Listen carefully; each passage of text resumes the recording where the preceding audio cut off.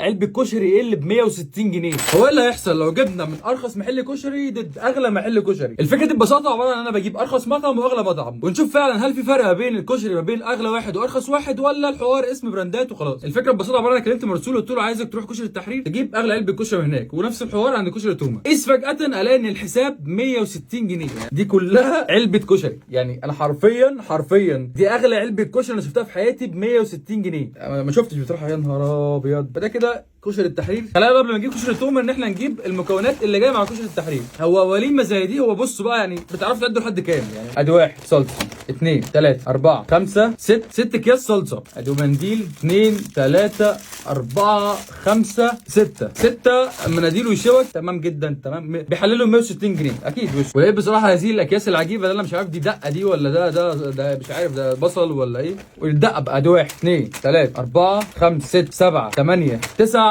اكياس دقه، 9 اكياس دقه. احنا لسه في ليله احنا نجيب. انا هعزم البيت كله على طبق الكشري ده. انا خايف يقع، هو لو وقع انا هتنقط فيها يعني. بصوا كده طبق الكشري يا جماعه، ده يا جماعه ده حرفيا ده يكفي وليمه، حرفيا يكفي وليمه. بس احنا في الحوار ده احنا مش هنقارن بصراحه بين الباكج. انت جايب حاجه ب 160 جنيه برضه. فاحنا كده شفنا مكونات كشري التحرير. نجيب بقى كشري تومه، وده يعني حاجه في الحنين. انا جبت برضه عنده بصراحه اكبر حاجه، يعني برضه بعت مرسول قلت له برضه انا عايز اكبر علبه كشري عنده. بصراحه كشري تومه في الحنين يعني اغلى طبق كشري عند تومه عامل 38 جنيه. فلا الطبق بصراحه مليان ومتقسم كده تقسيمه حلوه. فيعني شايف برضه ان هو حجمه معقول على فكره ان هو 38 جنيه. شايف ان هو كويس جدا. فوالله نشوف جايبين ايه معاه. فجايب لك كده الصلصه بتاعتك، واربع اكياس شطه، واربع اكياس دقه، واثنين مناديل بالمعالق بتاعتهم. وبصراحه احسن حاجه بتعجبني في كشري تومه ان هو بيديك دي الاختراع ده. والله العظيم بجد انا حرفيا انا ممكن اروح عنده عشان الرز بلبن بتاعه. فبيديك كده ايه عينتين رز بلبن. انت بصراحه انت مجرد ما تاكلهم، انا واثق من ده جدا انك اول ما تاكلهم هتخش جوه تشتري طبق رز بلبن. احنا كده شفنا مكونات المطعمين. انت بتتكلم في حاجه ب 38 جنيه ضد حاجه ب 160 جنيه.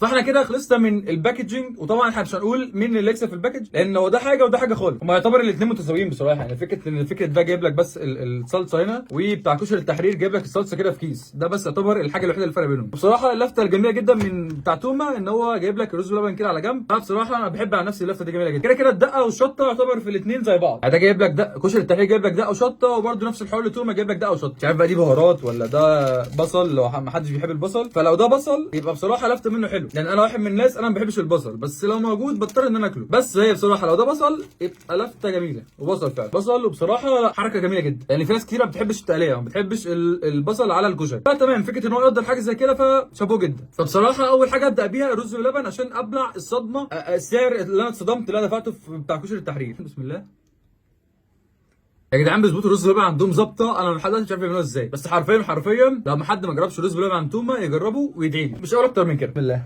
هو حرفيا انتوا هتتكلم انت واصحابك بقى تقولوا لبعض ايه، انا عازمك على هناك يا زميلي. عازمك واحد ايه؟ انت محتاج تكلم بقى شله صحابك كلهم تقسموا مع بعض كلكم في 160 جنيه. 160 جنيه هتاخد لكم طبق وليمه حرفيا. ممكن تاكلوا انت 5 صحابك وحرفيا تقوموا مش هتقدروا تكملوا الطبق اصلا. فخلينا نبدا الاول بكشري التحرير. نجيب كده ايه حته بسيطه، يعني احنا طبعا مش هندوق كل ده عشان ايه ما نلغوص الدنيا يعني. نجيب كده الدقه، طبعا لا يحلو الكشري ما من غير الدقه. حط كده ايه شويه دقه في النص كده. منشن لصاحبك كده وقول له خروجه العيد عند كشري التحرير. هنجيب وليمه عند كشري التحرير. قول بسم الله.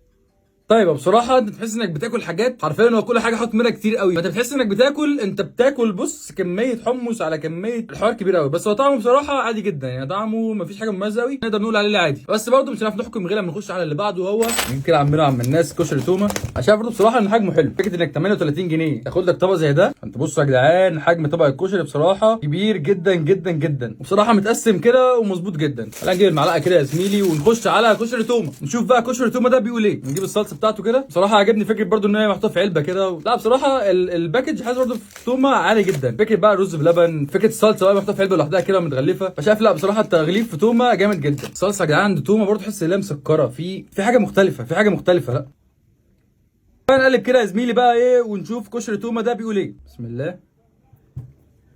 طيب كشري تومه بصراحه حاسس ان هو ما اختلفش كتير عن كشري التحرير. بس الفكره المميزه عند تومه فكره الصلصه، تحس فيها تتبيله مختلفه، تحس كده مسكره شويه او طعمها زي الصلصه البيتي. ده بصراحه اللي عجبني في تومه. فكره كشري التحرير وكشري عادي جدا اللي بتاكله في اي حته، ونفس الحوار برضه التومه. بس الفكره في الصلصه هي المميزه شويه عنده. بس بصراحه الباكج يعني لو هكسب حد هكسب تومه على فكره لفته الرز بلبن، ولو هكسب كشري التحرير على حاجه فهكسبه عشان لفته ان هو حاطط لك البصل كده بره. بصراحه دي لفته عجبتني بصراحه. هميل لتومه في فكره ان هو حاطط لك تحليه بعد ما تاكل كده ايه، يعني فكره الحموضه بقى والكلام ده كله فيقوم رزعك واحده كده ايه رز بلبن تطر على قلبك بقى يا زميلي. هو انت مستحيل مبدئيا كده قبل اي حاجه، انت مستحيل تكمل دي لوحدك. انت لو كملت دي لوحدك حرفيا انت ليك مكافاه ماليه مني. انا حرفيا لو حد بيقدر يكمل دي يكتب لي في الكومنتات كده انا قدها والله العظيم. فلو حد كده شايف ان هو يقدر يخلص طبق كشري زي ده يكتب لي كده تحت في الكومنتات، انا يا سويلة ما اقدر. بس كده ونخش مع بعض بقى تحدي اللي يقدر يخلص الطبق ده. نشوف الحوار ده، او اكتب لي في الكومنتات. فمنشن لصاحبك كده قول له يلا يا زميلي، منشن لصحابك سوري لصحابك، قول لهم يلا على كشري التحرير نضرب واحد كشري ب 160 جنيه. بس كده دي كانت تجربه بسيطه لارخص محل كشري ضد اغلى محل كشري. والله يا زميلي لو انت عايز نقارن ما بين ارخص حاجه واغلى حاجه تاني فاكتب لي تحت كده في الكومنتات. وبس كده دي كانت الفيديو. لو ما تنساش تعمل لايك في البيج.